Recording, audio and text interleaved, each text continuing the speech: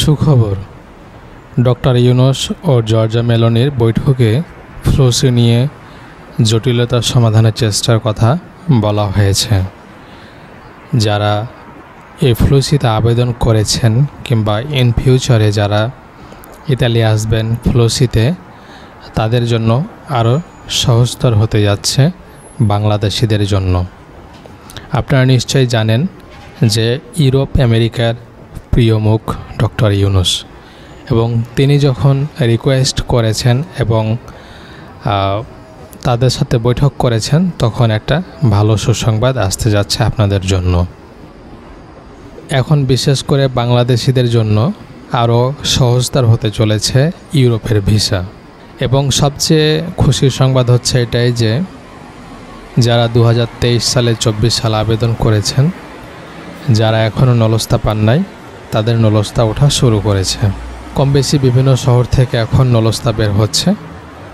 আপনারা খুব শীঘ্রই নলস্তা পেয়ে যাবেন। এবং এই যে এত লম্বা সময় অপেক্ষা করতে হচ্ছে, বাংলাদেশিরা পাচ্ছে না, এ বিষয়ে ডক্টর ইউনূস কথা বলেছেন। এবং জর্জা মেলোনি জাতিসংঘ থেকে যখন ইতালিতে আসবেন, তখন হয়তো মিনিস্ট্রি দা লাবোরো, তাদের যে শ্রম মন্ত্রণালয় আছে, সেটার সাথে সব কিছু আলোচনা করবেন এবং নতুন রুলস জারি করতে পারেন।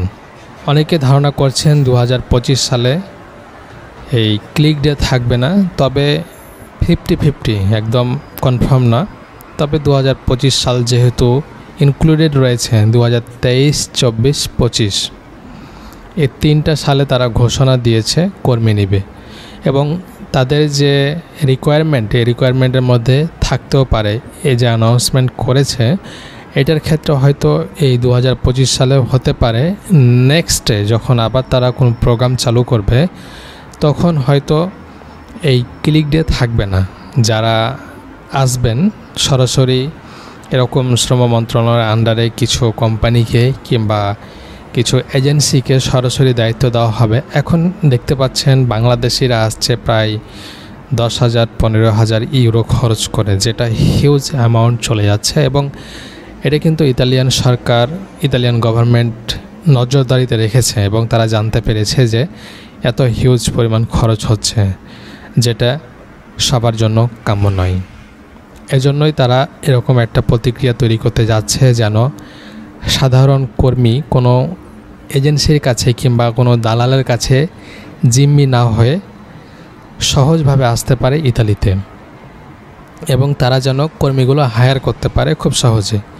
এই যে কর্মীর জটিলতা, অনেক সময় ইতালিতে উৎপাদনের সময় অনেক কর্মী দরকার হয়, কিন্তু সেই সময়ে প্রপারলি টাইমে তারা কর্মী পায় না।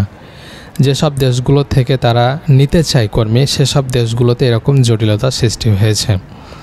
তো ইতালিয়ান সরকার চাচ্ছে যেন কোনো রকম জটিলতা না থাকে এবং ইজিলিভাবে যে কোনো কোম্পানি তাদের প্রয়োজন অনুযায়ী কর্মী হায়ার করতে পারে সেসব দেশগুলো থেকে।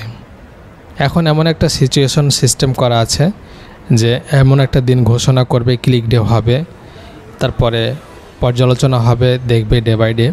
এভাবে করতে করতে একটা লং টাইম চলে যাচ্ছে এবং সেসব উৎপাদনগুলো ব্যাহত হচ্ছে। সেটা দূর করার জন্যই তারা কিন্তু এরকম একটা পদক্ষেপ গ্রহণ করতে যাচ্ছে, যেটাতে ক্লিক ডে থাকবে না, সরাসরি কোম্পানির অংশগ্রহণের মাধ্যমে কর্মী নিয়ে আসতে পারবে। তো আপনাদের জন্য ভালো কিছু সুসংবাদ আসতে চলেছে। আপনারা যারা আবেদন করেছেন 2023 সালে, 24 সালে, অপেক্ষা করেন। অপেক্ষা ছাড়া কোনো এখন গতি নেই, কারণ যেহেতু আস্তে আস্তে সবার বের হতে শুরু করেছে, আপনাদেরও বের হবে এবং একটা সময় শেষে তাদের নলস্তা দেওয়া শেষ হবে, এরপরে ভিসা প্রক্রিয়া। এখন কিন্তু আপনাদের অ্যাপয়েন্টমেন্ট নেওয়া যাচ্ছে না। অনেকে নলস্তা পাচ্ছেন এবং ঘাবড়ে যাচ্ছেন যে ভাই কিভাবে কি করব, এখন তো অ্যাপয়েন্টমেন্ট পাওয়া যাচ্ছে না। নভেম্বর, ডিসেম্বর অ্যাপয়েন্টমেন্ট দিবে। যদি আপনার নলস্তা পাওয়ার পরে অনলাইন করা থাকে, মালিকের সাথে কমিউনিকেশন থাকে সব সময়, তাহলে যখন আপনি জমা করবেন তখনই ভিসা পাবেন। এখানে চিন্তার কোনো কারণ নেই। আপনারা নিশ্চিন্তে অপেক্ষা করতে পারেন, কারণ একটা সিচুয়েশন তৈরি হয়ে গেছে এবং সেটা কাটিয়ে উঠবে বলেছে ইতালিয়ান যে অ্যাম্বাসি বাংলাদেশে আছে তারা। এবং সেটা কাটিয়ে উঠতে যে সময়টা লাগবে এ সময়ের মধ্যে যদি আপনার কোনো সমস্যা হবে না, যদিও আপনার যে নলস্তা পাবেন সেটা এক্সপায়ার্ড হয়ে যায়, তারপর এই কম সময়ের মধ্যে কিন্তু আপনাদের নলস্তা এক্সপায়ার্ড হবে না, এর মধ্যে আপনারা ভিসা পেয়ে যাবেন। আশা করি বোঝাতে পেরেছি। তো ধন্যবাদ সবাইকে। যদি ভালো লাগে ভিডিওটি শেয়ার করবেন, চ্যানেলটিকে সাবস্ক্রাইব করবেন, পেজটিকে ফলো করবেন। আপনাদের দোয়াতে নতুন একটি পেজ খুলেছি, পেজটিকে সাপোর্ট করবেন। আসসালামু আলাইকুম।